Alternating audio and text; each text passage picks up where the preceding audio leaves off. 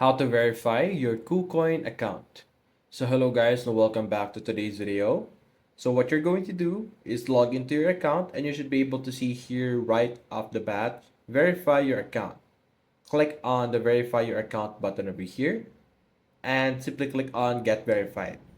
It usually takes 3 to 5 minutes to get verified, so it's very quick. So what you're going to do is you're going to select your issuing country or region.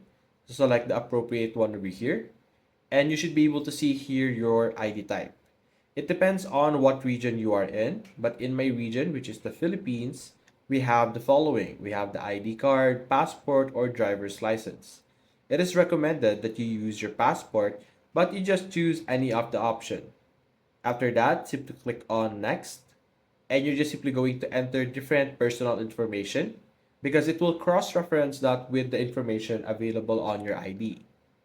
After you enter your personal information, you're going to take a photo of your ID and then you're going to do a selfie, some sort of facial verification that will confirm if you are the actual person utilizing that ID.